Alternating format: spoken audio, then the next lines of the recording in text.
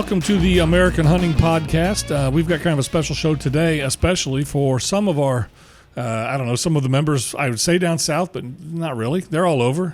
We got a lot of waterfowl hunters out east, specifically in Maryland, up in Delaware, and those kind of places. So we are proud today to have Chad Belding, who's the host of the Fowl Life, Dead Dog Walking, and more recently, his own podcast, the This Life Ain't For Everybody podcast. We're just thrilled to have you on the American Hunting Podcast today. Chad, welcome, bud. Thank you guys very much. Happy to be here. Thanks for having me. No, it's a pleasure. Like I said, we get heavy in whitetails. We talk about it. I know you know that the whitetail kind of drives the industry, but frankly, we've kind of gotten into the waterfowl thing. When I say I'm into it, I bought like 24 decoys, which seems like it's filling up my garage. I don't have a trailer that I'm pulling behind me or anything like that. So, no, it's a real pleasure. Before we get started, my buddy here, Joel, is a huge MMA fan. We were actually on your Instagram a couple of days ago. Yep. And, of course, I recognize Uriah Faber. But I went into Joel's office, and I was like, hey, is Chad Mendez and Clay Guida, are they MMA guys? He goes, you heard of Clay Guida? I'm like, hell yeah. So it was, it's funny. I just like to see when my two worlds collide like that, and I enjoyed watching some of the stuff you guys were doing on live. So, yeah, I've always thought since I started Banded back in 2008, the theme that we kind of built the brand on and what we developed with the Fowl Life and several of our other brands was hunting is the common denominator that brings all these different lives together, and all these different walks of life can come together, from the military to a heart surgeon to a janitor to a pilot to an MMA fighter, an actor, a professional athlete. We get to hunt with a lot of country singers out of Nashville and other parts of the country. So first of all, it's very humbling to get to swap stories with those guys and hang out at a campfire and drink a cold beer and then get in the woods with them or in the marsh or in the hills, whatever we might be chasing that weekend or that week. And it's just the, hunting, duck camp, turkey camp, deer camp. It's the common denominator that brings all these different lives of different walks of life together. So, mixing it up with Chad Mendez, Money Mendez, who's had some incredible fights in the UFC with Aldo and McGregor, and you can go on. Frankie Edgar, he's had some battles. He's one of the most talented fighters that, in my opinion, that I ever seen grace the octagon, and a lot of people have said that. Clay the Carpenter Guida, he's a big-time fisherman. He's getting into hunting right now, and then you got Uriah Faber, who's the California kid, who at 40s, he's planning his comeback fight in the next 2 weeks in Sacramento, and he loves to get out on the water and do a bunch of fishing, and he's actually getting ready to go on a pig hunt after his upcoming fight. So again, it's just one of those things to where they kind of look up to us for what we do, and they're kind of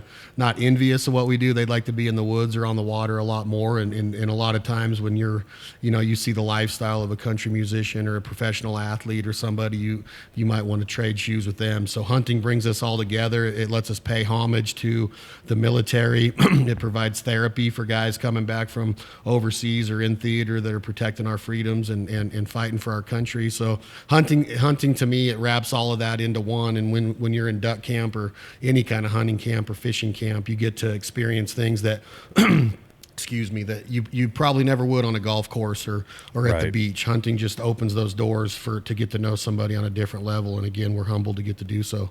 I spent a lot of time in South Dakota. We own some property out there, and I'm more familiar with pheasant camp than anything else. I'm never, Sean and I were just talking about it last week. I've never really been a part of a deer camp or anything like that, but getting together with, my uncles and my cousins and some of our friends, and, traveling out and living in the middle of Redfield, South Dakota for a handful of days in pheasant camp, man, we look forward to it.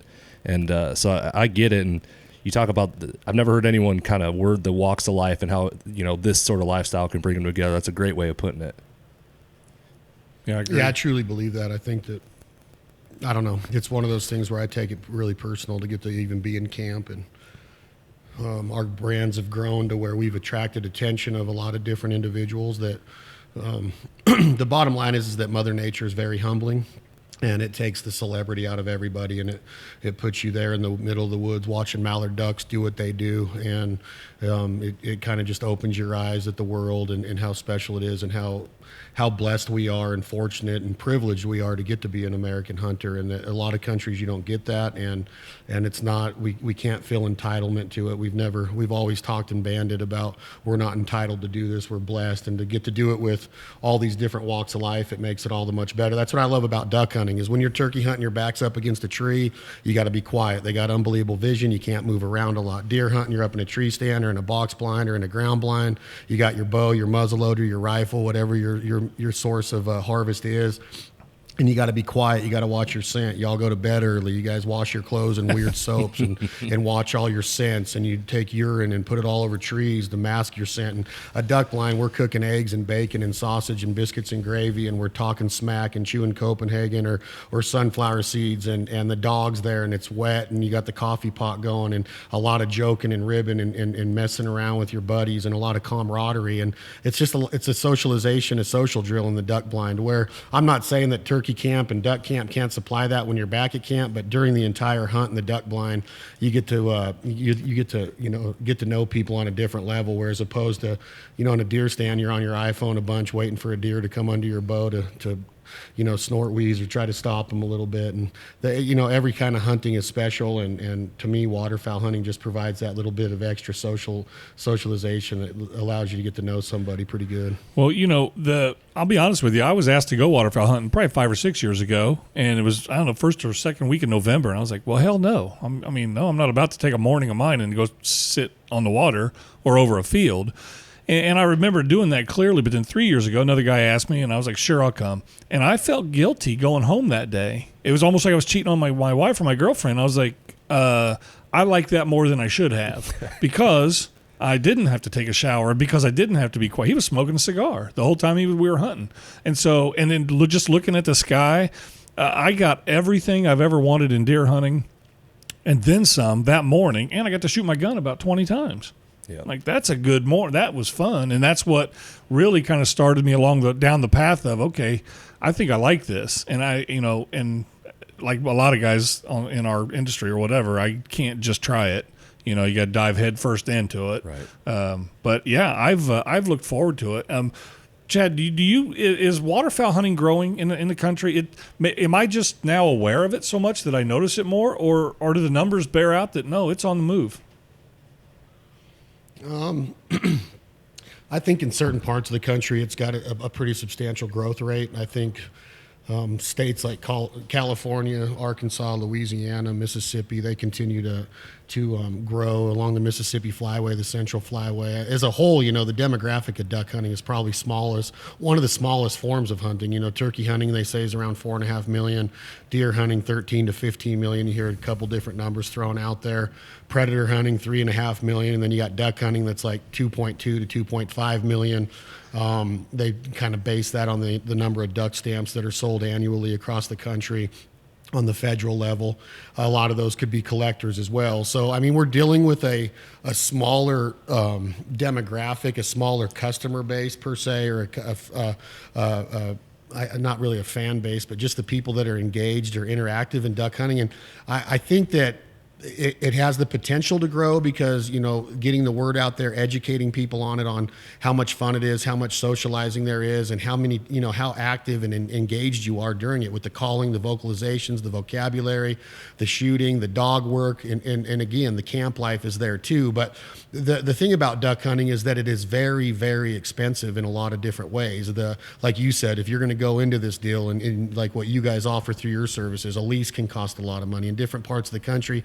Leases can get very expensive. Some of them for 105 days, some are for 60 days, some are day leases, whatever it might be. There's a lot of investigation to do there before somebody signs on the dotted line, which is a great service that you guys provide. And then your arsenal, your dog can have thousands of dollars and thousands of hours wrapped up in training, your boat, your motor, your blind, your UTV, ATV, your gun, your ammo, everything that goes into waterfowl hunting. Your decoy spreads have to be, you keep growing them. You got a floating duck spread, a floating floating goose spread, a dry land duck spread, dry land goose spread. You got snow geese, speckled belly geese, Canada geese. You got lessers and big ones. And there's just so much that goes into it. And the more you get into it, the more it gets in your blood, the more money you're spending. And I don't know if that kind of throws people off because they don't want to make that financial commitment. And the other thing is that there's a lot of laws and regulations. You got all the identification process of what ducks you can shoot, what you can't shoot, how many of each species you can shoot, what's a hen, what's a drake, how do you identify them by their wing beats, their pattern of flying, their colors, their texture, their feather, their anatomy, all of the things that go into being able to do it. Now you got to deal with shooting hours and when you can shoot and when you can't, and how do you have to hold your ducks once you have them in your possession if a game warden does come into your blind. And each hunter has to have their own individual pile. And I think that there's just a lot that goes into it. And some of it might be intimidating. Some of it might scare people away. I really don't know why the numbers aren't where they're at. With at least turkey hunting, where you start to get up to 4 to 5 million people that participate in it. And turkey hunting is like a religion in the South and Southeast, but so is duck hunting. And I think that a lot of it has to do with those two variables. One, the cost, and two, the amount of know-how and dedication. I'm not saying that you don't have to have that with deer, but when you're dealing with a ton of different species and you got to know exactly what you can shoot and what you can't, then it makes it kind of difficult in some instances. Yeah, it really does. I mean, it makes it, just what you just laid out for me, I started to think, yeah, geez, I guess I do think about all that. But in particular, when there's different species flying and landing in front of us, that's the thing that I'm not there yet. I'm not there to the point. I know mallards, obviously, but there's a lot to take in there for sure. So, hey, I got you do the first time we saw you was a trade show here in Indianapolis a couple years ago. From a marketing standpoint, do you do a lot of trade shows? Do you still go to trade shows? I did a lot more. To be honest with you, I'm pretty particular about the speaking engagements or the seminars, things I do. We're getting into some live podcasting here pretty quick with a couple of our different partners in different parts of the country, different regions, but I have an 8-year-old daughter. I don't talk about her a lot. I don't bring her into the public eye very much, but she's at that age now to where it's hard to be away. So sure. Back in the day when we first started Banded in the Fowl Life, it was every Wednesday you'd leave, and then Thursday you would start a show, and then Friday, Saturday, Sunday after setup, you're promoting the brands and you're talking to consumers, or you're at a trade show like ATA or SHOT Show or the NWTF convention as far as a consumer show goes in Nashville, or the Cabela's used to have a lot of them, all the Waterfowl weekends. Bass Pro did. Rogers still has a very successful one in Kansas City, Max Prairie Wings in Stuttgart. We bounce around to a couple of them, but nothing like it used to be when we were really getting the brands off the ground. And I think you have to do that. If you're trying to start a national brand and you're trying to get the word out and create a consistency in marketing and a consistency in messaging, you can't do it from Reno, Nevada. We have offices in Reno, Nevada now, Memphis, Tennessee, Springdale, Arkansas. And to build those brands, you had to get out there and get the word out to different parts of the country. Like you've seen us in Indianapolis there. That's a very successful show to where thousands of people walk it in a 3-day time period. You got the one up in Harrisburg, Pennsylvania, that's now ran by the NRA, that's like 10 or 12 days long. And it's a lot of dedication. It's a lot of investment to get a booth there, set up the booth, man the booth, get all the inventory there. We still do them. We just, fortunately, we've gotten to the point to where it's not just us that has to go out and do the whole, run the mill the entire year. And again, we're very humbled by that. And it took a lot, we started Banded in 2008 with the TV shows, and then Banded really started getting its momentum in 2011. And now here we are, almost 8, 9, 10 years later, and Banded's become a pretty it's an honor to say we started it and where it's gone and where we're planning on taking it. And the Fowl Life is getting ready to air season 11 starting on July 1st, just in about 1 month from now. And to have a TV show to run that long with the fan base and the viewer base that we have, I attribute a lot of it to what you're talking about, of those early days of going out and standing in front of live audiences and asking questions and trying to not get on a soapbox and preach per se, but get out there and just tell them a little bit about what has helped us or made us successful in the field, or what we've witnessed across the different flyways or Canada or wherever we might be chasing birds or predators. And I think that's kind of like America's built around the melting pot theory or ideology. I think that's very important to somebody that wants to be successful in this field, whether it's in the field and being successful as a hunter, gatherer, conservationist, or fisher, or wanting to have that entrepreneurial spirit and learn how to build a brand and all of the different moving parts that go into that. And one of the main things that I attribute to the success of our brands is our network and our ability to deliver and our ability to develop friendships and partnerships with not just brands like Benelli or Federal or Mojo or Realtree, but with individuals that have helped us or opened doors for us. I think there's always a potential to open a door, and you should never, say no to. You got to say no sometimes. Don't get me wrong, but getting out there and traveling nonstop when the brands were young and we were trying to nurture them and grow them through their adolescence phases, and now here we are 10 years into it, and we don't have to travel as much. So I know that's a long-winded answer, but yeah, that was the main reason we were nonstop on the road. And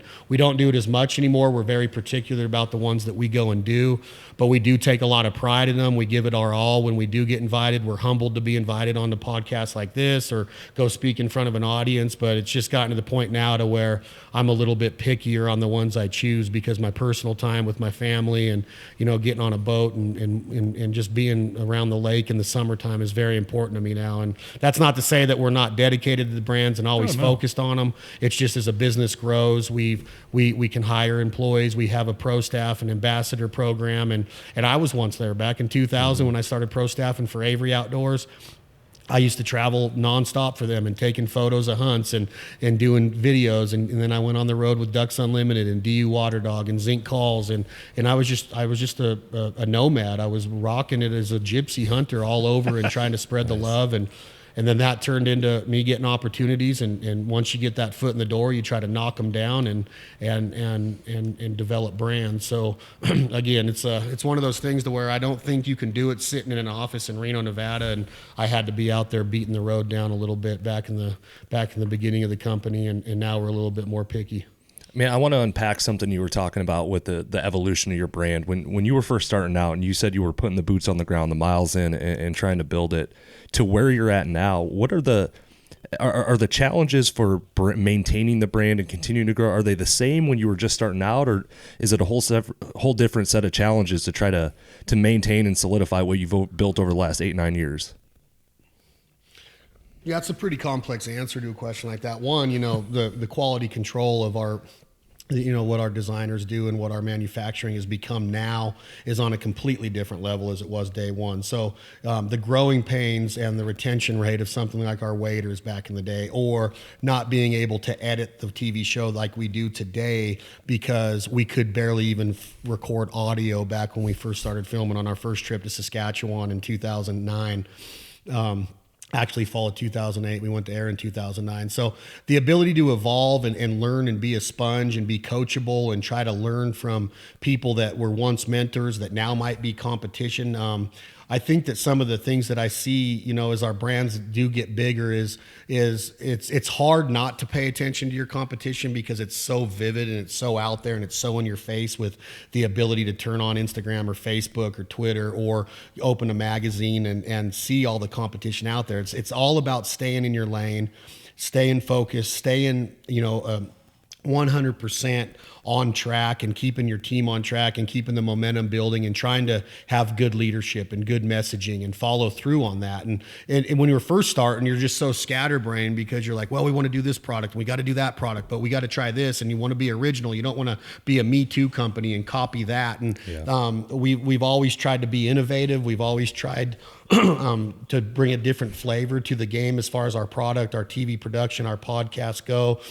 And we've done that. We were fortunate enough to purchase Avery and Avery Sporting Dog and Green Headgear Decoys in August of 2015 and put it under the Banded Holdings umbrella.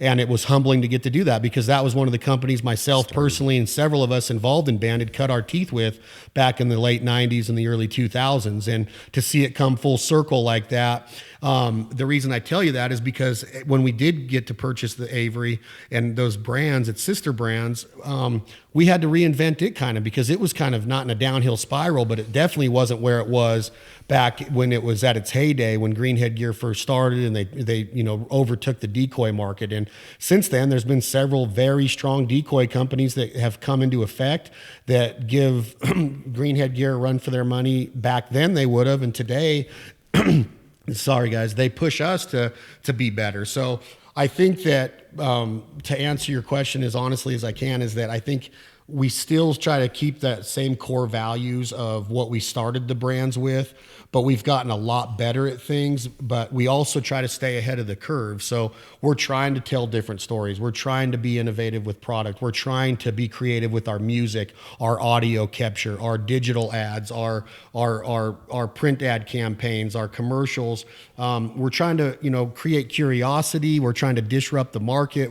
There's a lot of competition. You start dealing with Sitka, who's got an unbelievable marketing team and budget to do so. You got companies like Avian X that have been bought by big conglomerates that have, I don't know how much money they can afford to put into marketing, but I guarantee it's more than we can afford. And we keep that in mind, but we don't let it keep us from staying true to what our beliefs were, that we are a band of brothers. We are banded. The name is significant with waterfowl hunters due to the banding initiative by the federal government, but it's more than just a piece of metal on a leg band or a duck's leg or a goose's leg.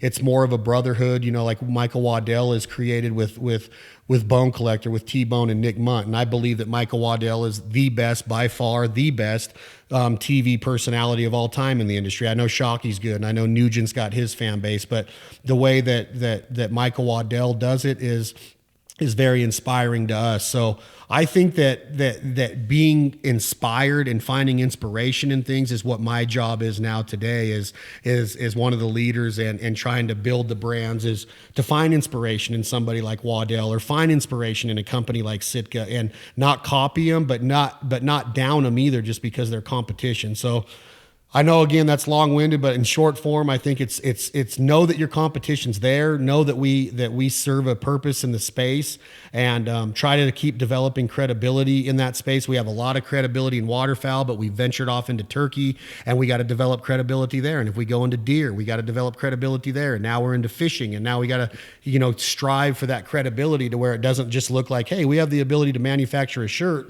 we're going to put some different colors on it and call it a fishing shirt. No, we have to really go out and live that lifestyle and become ingrained in that culture and say, hey, banded belongs here, because if you fish, you might duck hunt. If you turkey hunt, you might duck hunt. If you duck hunt, you might do this. So it's just all engaging process daily to try to stay ahead of that curve and to stay in your lane as well. Yeah, I hear what you're saying, man. We're at a point, with the AHLA where, we were the small guy a few years back, and the goal was, let's disrupt this market. Let's do something different. Let's give people a different option because it seems like they want it. And, within the last year and a half, 2 years, we're starting to see competition do things that we thought was a good idea. And now it's like imitation is the best form of flattery. But at the same time, you see competition doing that, you recognize it, and you kind of go, hey, we're onto something here. What new can we do now? How can we push the envelope? How can we be creative in different ways to stay ahead of the curve? So I hear what you're saying. It's resonating with me. Chad, we've added some services here, over the last 6 months. And I think it's important, you kind of touched on it, is that when we add a service, we don't just add a service because we can and throw it out there and hope it works. We have to perfect it first. We have to perfect first of all, we have to make sure our customers want it. If they want it, we need to perfect the process. We need to make sure it brings value to them.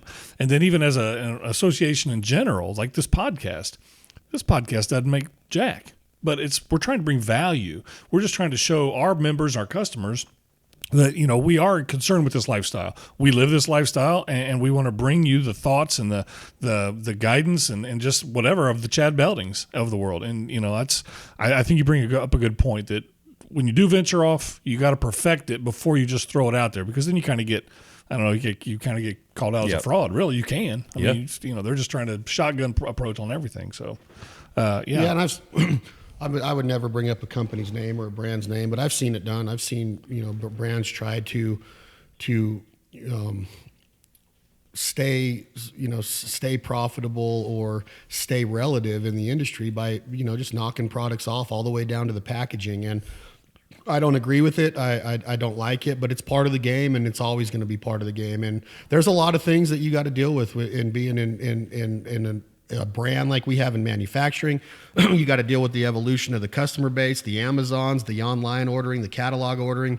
The Bass Pros and Cabela's becoming one, and then then you got all the mom and pop and independent dealers across the country, and to take on the responsibility of saying, hey, we're going to provide this product and we're going to have this much marketing behind it, and we want people to go in there and light your cash register up. It's a big responsibility to take on. You don't want that dealer to have those customers walking in saying, hey, this is wrong, this is torn out, and we try to perfect the product through rigorous hours of product testing in the field and putting it through the rigmarole, and we do that with a lot of our partners, from Benelli shotguns to different ammo. We do product testing for a lot of them, and we fly those flags, and we do get paid to fly those flags, but we also, with our own brands and the products that we work with and the brands we work with on the shows and in the podcast, we help them develop better product through hours of product testing and our knowledge and the feedback that we can give them. So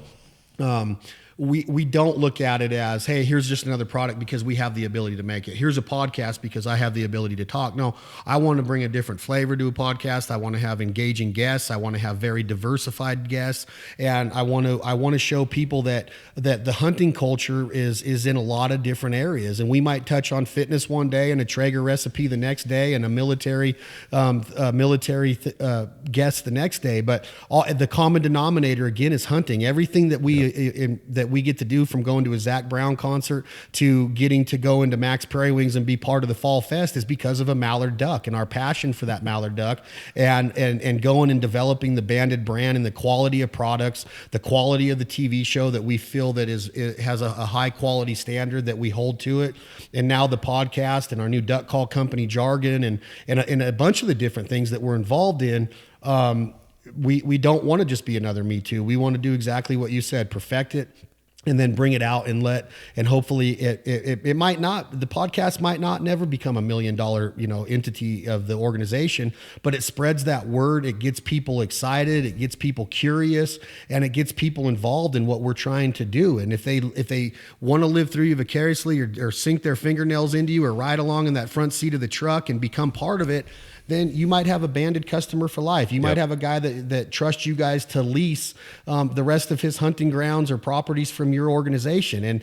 And whether you're an outfitter or a guide or a manufacturer or a leasing program like yourselves, when you take that stance or that responsibility on that, I am going to take another human being's money to provide them a service or a product, or I'm going to outfit them or take them on the quote unquote hunt of a lifetime, then you better have your act together, and you better be able to serve them and say, hey, Mother Nature does play a big role in it, but as far as our part is concerned, we're going to go above and beyond, and we're going to give you a good podcast. We're going to provide you with the best lease. We're going to provide you with protection and security and insurance or whatever it is that comes along with it. If we're a guide, we might go out there and we might not see 1 million ducks, but we're going to have a great opportunity to see them. We're going to have the best spot. We're going to scout for hours. We're going to have the best trained dog. Our boat motor is going to start on the first pull. We're going to be safe. We're going to be ethical. We're going to have our morals in line, and we're going to provide an experience that's going to have you talking when you go back. We might only shoot them 1 day out of 3, but again, it's that responsibility of taking that on, and it's not about just saying, oh, I'm a guide, waking up one day and say I'm going to start an outfitting company or a leasing company or a manufacturing company. It's not that easy, and a lot of people see it on TV or the places we get to hunt or the people we get to interact with or the locations we get to go, whatever it might be. There's a lot of backstory to that, and a lot of times people don't take the time to learn the backstory or the origins or pretty much the roots of a company, the story of a company, the culture of a company, the life blood of a company. And when they do that, they might have a little bit different perspective. One of the questions I get asked in seminars or online or instant messaging or direct messaging all the time is, how do I become a professional hunter? And I'm like, how do you answer that? I'm a world champion duck. I'm a world champion duck caller. And I go, well, I know a lot of those guys, but can you make a living being a champion archer? Can you make a living being, shooting a 195 Boone and Crockett or a 195 Pope and Young buck every year? No, it's different to go into to be a professional hunter or make a living in this game. It takes all of the skills it does to become, the entrepreneurial spirit and networking and being able to develop momentum and get people excited about your vision. And you could go on and on about it forever, but it's not about, I want a duck calling contest, I want to be a professional hunter. And I always want to be upfront and transparent with people about that, is that it takes a lot of hours and a lot of ingenuity to get a brand evident to where people are talking about it. And that's when the momentum starts. And exactly what you guys are touching on is that you can't just, you can't just put it out there and hope that it grows. Well, this podcast that you guys are working on takes hours and hours of your time. And one day it'll either go away or it'll turn into something that was worth starting it in the first place. And it just takes a lot of work. Yeah. I get asked quite a bit from my son-in-law and his friends or whatever. They might say, well, how do you get in the industry? I want to be in the industry. How do you get to be, I want to make a living hunting? I'm like, well, the first thing you do is learn Excel. Okay. Yeah. Because 10 months out of the year, we're talking about spreadsheets and we're in meetings and we're talking about HR issues. Metrics and ROIs. Yeah, exactly. So that's what I would tell you to do first, is learn about being in business. And then, quite frankly, you could apply that to anything. Then hopefully, and I think you've done this, and Joel gets tired of me saying this, but then you just find out what your passion is. If you're passionate about what you're doing every day, if you're passionate for your paycheck is your passion, then you don't work a day in your life. And I mean, we've all heard that said, but it's so true. Yeah. I wish that for everybody. I would ask you, Chad, you're several years into this, you've been very successful. Is it fun every day? You wake up every day and like, unbelievable, I still get to do this? Or the bigger you get, does it become more like a job? I love it every day. I mean, I'm 44 years old now, and we started Banded, like I said, in 2008. I started working in the industry in 2000. Excuse me, guys. At the time, I was I owned a portable toilet company with two partners, and I started pumping toilets, and I started putting toilets on job sites and staking them down for the wind, and I started building tow-behind trailers and putting them on road construction crews and special events like Burning Man out here in Nevada. And I started learning at an early age about how important networking was, and being able to walk into a superintendent or a project manager's office and being able to look him in the eyes and say, hey, I want you to use my toilets. And he'd say, why? And I'd say, this is why. And then if you get that opportunity, you crush it and you take it to the next level. And then it becomes a no-brainer for him to put your toilets on his job. And then he tells the other project managers and superintendents, and then the other guys in the other company start seeing your toilets out there more and more. And they're like, whoa, there's some credibility. What's going on with this company? Who are these guys? You create that curiosity. So I started learning at a local level. And now that it's on a national level, I'm even excited about it more and more every day. I love to be in the duck blind every day. I love hunting season. I love the off season. I love waking up and looking in the new Waterfowl magazine and seeing our new print ads and our 2-page ads for our duck call company and upcoming episodes that are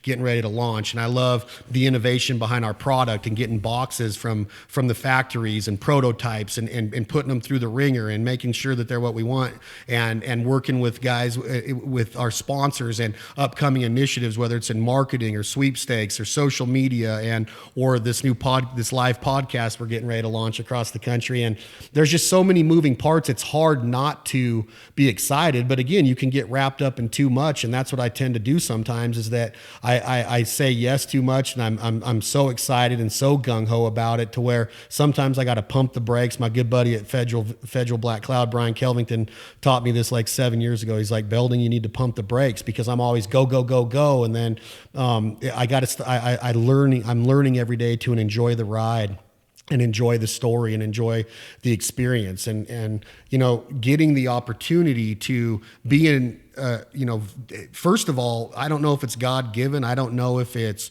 genetics. I don't know how you get the entrepreneurial spirit. I know you can go to business school, and I know you can get a 4-year degree and a doctorate and a PhD or whatever it is in business management, business communication. You can go into finance. You can become an accountant. You can go all the way to CFO. You might be a CEO one day.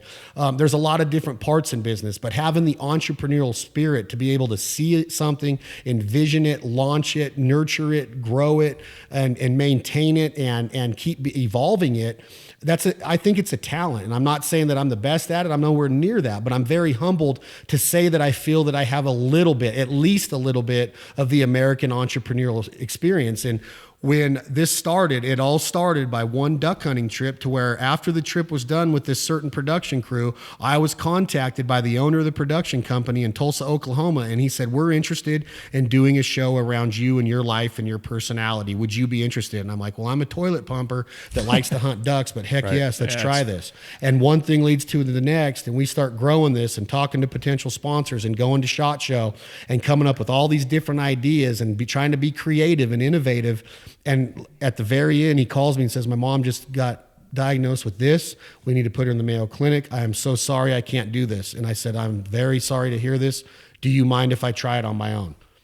And he said, please do, and keep me updated. And I hung up the phone in my toilet office. I looked to my left, and I got a big pedestal mount that has 9 green-headed mallard ducks coming through real Arkansas timber. The trees are actually from the state of Arkansas, on a pedestal with this false water and a no trespassing sign with all these BB holes in it. And all the 9 ducks are banded. And there's a little plaque on the mount that says, strike up the band, that I named the mount. And I said, I'm going to try to name a company Banded. And I called my intellectual property attorney at the time, Brian Hardy, and I said, try this with the USPTO, the Patent and Trademark Office of America. And we got it. And I was like, we just got Banded trademarked. And then we got the Fowl Life trademarked. Then we got Dead Dog Walking trademarked. And we kept building that intellectual property. And then we started filming, and we launched our own company. I didn't know it. I didn't even know to this day, I don't know how to turn a camera on. I don't know how to edit. I don't know how to record audio. I don't take credit for any of it. It's all the behind the scenes guys that make our shows as strong as they are, our creativity or our design or our branding or our marketing. But it was that vision and seeing it, and then just kept building it and not taking no for an answer, getting my foot in the door, knocking it down. And I think that story, those roots, and how humbled I am that here we are 10 years later, and Banded's in all these dealers, and the Fowl Life is this big, and Jargon has the potential to be this big, and we have Avery and Greenhead Gear and all that. I mean, I can't think of a better life. I can't think of a cooler life than, first of all, to be a hunter and a gatherer. I don't think that there's a better life that you could ever pick or build than to be a provider, to wake up, live off the land, kill your meal, show your daughter and your son how to process it, butcher it, cook it, serve it, see the look on your wife and your friend's face as they eat that chucker bird or that duck or that pheasant or that mule deer or that whitetail deer, whatever it is, that's a cool life. But then they be able to live that life and to make a livelihood off of it, and to drive passion and story, and to be able to share it with all of these different walks of life that have come together because of a mallard duck or a turkey or a deer. There's nothing cooler in the world. I don't care if you shoot scratch on a golf course every day, or you're the best surfer in the world or the best surgeon in the world. You're probably going to hunt when you're done doing all that. So I don't think there's a cooler life in the world than living in the hunting industry, being a hunter, an American hunter, gatherer, and getting to talk to guys like you, and then get off this phone and go out and go over an episode that we're getting ready to send to the network that's going to air nationally in its 11th season, that people are going to get along to get in that truck and ride with us and be in the blind with us. And it just, I don't think it can get better. I'm humbled by it, and that's why I have so much pride in talking about it, and I just love it. So yeah, the answer to your question, again, long-winded but short form. I'm more excited today at 44 for duck season to start, and for the new line of Banded product and our new decoys to come out, than I've ever been in the history of the brands. Well, your passion's undeniable. Yeah, and it's fantastic, because everybody wants to hear from somebody like you. I have a couple questions for you, and let me paint a bit of a picture. Joel and I have a lease here in central Indiana. We predominantly, I told you, have deer hunted on. We have a pond. It's about an acre, maybe? Yeah, acre-ish. It's an acre pond in the middle of this big field, crop field. Should be corn this year, but because all this damn rain we've gotten, I don't think it's going to be beans again. The wood ducks, early season, pile into this thing, okay? Every morning, there'll be 100 to 150 wood ducks blow off of it when we're in our stands. How can we hunt those wood ducks without busting them up? And, again, this is... I've got the waterfowl expert on here. I'm going to ask you a couple questions here to just be, out of selfishness. Is there a way to hunt ducks if they're already on the roost when we get there in the dark? Or is that like a deer in his bed and you just can't blow them out of there? Wood ducks are different. I mean, there's a couple different answers to that question too, but we'll stick with the wood duck. If it's full of mallards in the morning and it's obviously that they're sleeping there, it's kind of You can go in there and hunt them in the evening because they're probably going to start coming back in there after their afternoon feed. Right. And it just depends on what time. Ducks can be nocturnal. Ducks can see in the dark. They migrate in the dark a lot.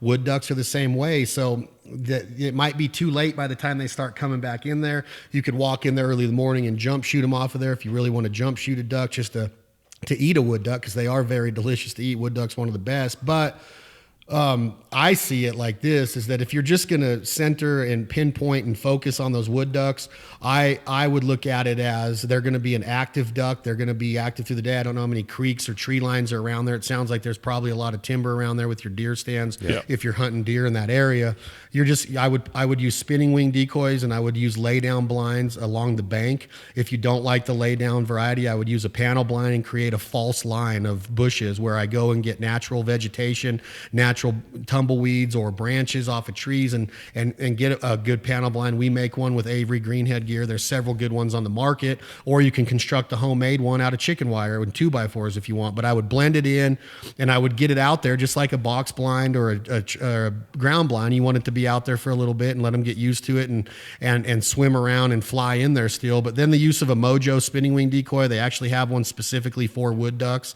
That wood ducks are very attracted to motion. They're very attracted to that flash like teal are. So that would be the way that I do it. My envision, though, for that place would be December, Indiana. It's cold. It starts to ice up. You guys got a generator out there with a Mallard Views outdoor ice eater. You open up a hole. You got some full-body goose decoys and full-body mallard decoys up on the shoreline in the shallow parts of it. You got a floating rig out in those ripples that are being created by that ice eater. As long as you check your local regulations and know that you can hunt over an ice eater. Some states you can, some you can't.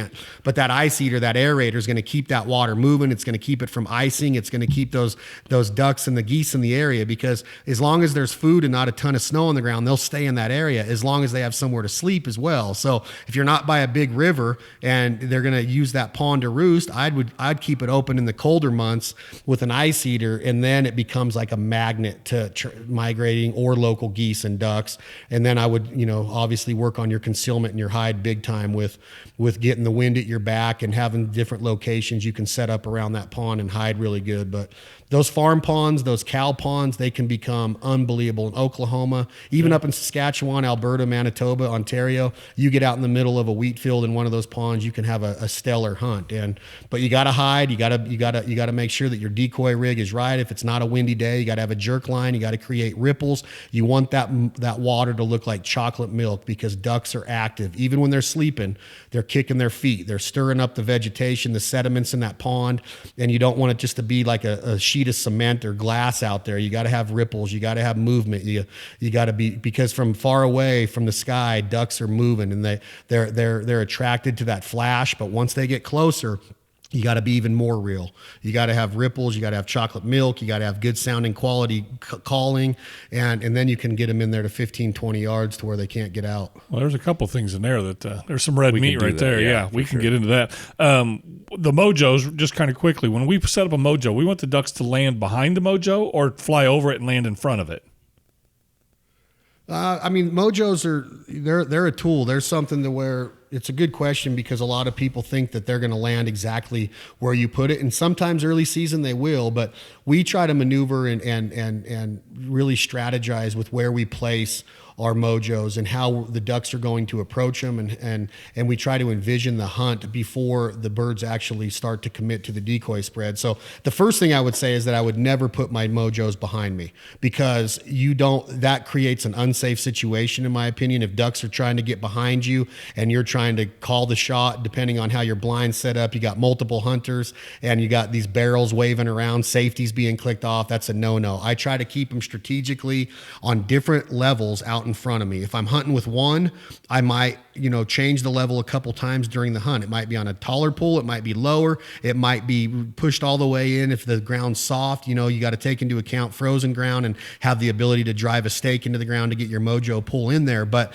if we're hunting with multiple mojos. We might have one out 30 yards. We might have one closer in at like 10 yards from the blind, one 30 yards from the blind, and then we'll spread them out within the decoy spread to create that motion and that get that curiosity flowing, because mojos originally were introduced to the market to get birds' attention from far away and bring them in tighter, and to let the rest of your decoy and your apparatus and your arsenal, put into play your calling, your motion, your ripples on the water, or if it's dry land, the realism of your decoy spread, and obviously your hide. So once you get them into where they're hearing the calling or seeing the jerk string and the decoys moving, you want to make sure that your reel is possible. So those mojos don't have to be all the time right in the dead center of the kill hole, is my point, guys. You can move them to the edges of it. You can move one, 20, 30 yards before the decoy spread even starts, because a lot of time those birds are going to hop in front of that bird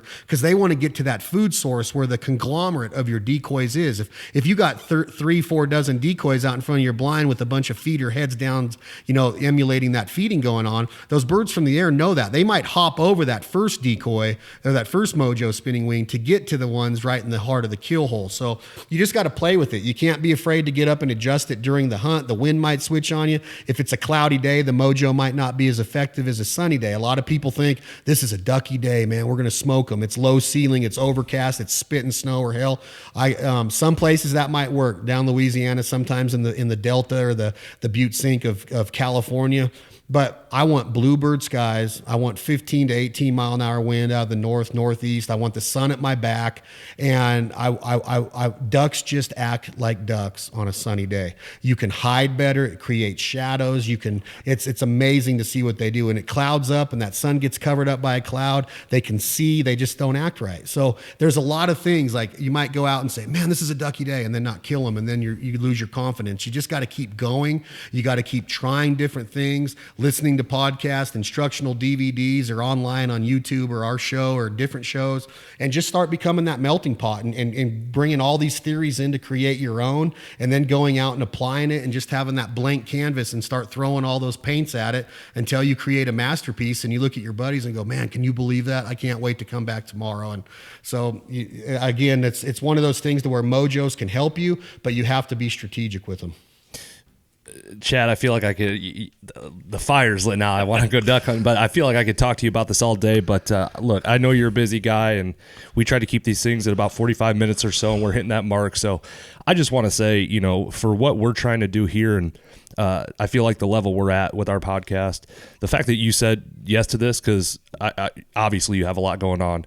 I am just extremely thankful and appreciative that you would take time out of your day to give us some knowledge and just talk to us, man. I mean, it means a lot. It really does. It's special stuff, man. We appreciate it. Anytime, guys. And just keep me posted on the success of it. Good luck to y'all. And hopefully people will catch on to, I know you guys kick butt in the leasing service, but hopefully now you get some waterfowl hunters asking you guys where they can go to get some we got two more, but yeah. Listen, we'll let you go, brother. Listen, you got friends in Indiana now. So if you need anything up here, please, you remember, you give us a shout. We can make it happen. All right, guys, I appreciate it. Good luck to y'all, and have a great hunting season this coming fall. Thank you, buddy. Be safe. Nice. Yeah. Undoubtedly knows his stuff. I mean, you could just, the passion just comes through, man. Yeah, and that's exactly, I don't know. I hope that's how we sound sometimes. That would be my goal, would be to get to that level. So, well, I'm thinking about him telling a story, and myself included at times, I have big ideas a lot, and all they are ideas. There's no action put behind them all the time. He was literally pumping toilets and doing the best that he could do and making moves while he had an opportunity in front of him. And then one thing led to another, led to another, led to another. But he was already that guy. He was already the same guy pumping toilets that he is now. Yeah. He just applied it to something he had a passion for. Yep. And then congrats to that. He brought up a couple things that I'll hit on, and that is, I think a day in a duck blind, or a morning in a duck blind with 3 or 4 buddies where you don't kill them, is probably fastly becoming, to me, better than sitting in a deer stand alone. Alone all day. We've talked about getting kids or new hunters into this. Sure. And one of your points was it's hard to take a kid and make them sit in the stand for silent for 4 hours. And it's just not fun to everybody all the time. But the way he paints a picture of what it's like in a duck blind, you know, cooking eggs and drinking coffee. I've never cooked breakfast. And you know what I mean? But I'll try it. That is just naturally going to be more fun to someone who's never had any experience. Right. They're going to want to do that again. And your point is, you know, what's the goal of a first date? You want to try to score a second date. And you know, I feel like duck hunting it can give a lot of people an opportunity to maybe find a passion they didn't know they had. And I get it. There's a lot that goes into it. There's a lot of technical know-how. There's a lot of money that goes into it. But you can start somewhere. I feel like you and I have duck hunting. We didn't know what the hell we were doing. I knew we had camo. We had lay-down blinds. We had some shotguns and some decoys. And we went out and tried. We had birds. And we did. We did some. We tried different tactics. We didn't know if they were going to work or not. But it was fun and it was different than anything we've ever done. Yeah. Oh, absolutely. One word takeaway from the entire podcast. You know what it might be?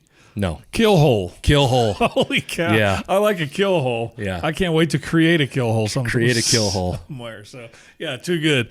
All right, man. We are, I think that's it for us. Yep. We appreciate everybody listening. If you would like to, please subscribe to the YouTube or to the podcast on YouTube. Yep. Like us on Facebook. What else do I always say? Poke us on Instagram. Tweet us on whatever. Hell, I don't know. You know what you're doing better than I do. Find us because we're coming. All right. Thanks, Take man. care. The American Hunting Podcast is brought to you by the American Hunting Lease Association. Everything you need to enjoy a safe, successful, and affordable hunting lease all in one place. Resources like the Secret to Hunting Private Land ebook and the Front Porch Kit, both free to download, to time-tested, attorney-approved, customizable lease agreements, and of course the most affordable hunting lease liability insurance policy you will find. Protect your landowner, yourself, and every member of your hunt club with the AHLA's complete risk management package. The American Hunting Lease Association, better coverage, better service, all at a better price. The American Hunting Podcast is brought to you by HuntStand.com and the HuntStand app. Build detailed maps of your hunting areas, view and share your hunting area maps with their revolutionary online mapping technology, and use advanced tools that let you examine and understand your hunting area. Then print your high-quality, fully customizable map on several types of materials. Download the HuntStand app or print a map. Visit HuntStand.com. Start mapping now.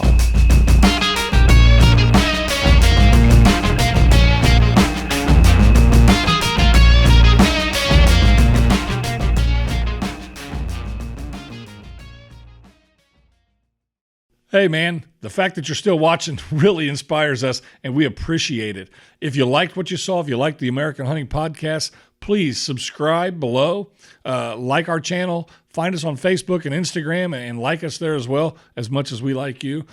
We've also got some recommended videos and things for you to watch. So thanks again, take care, and keep looking out for us because we're coming.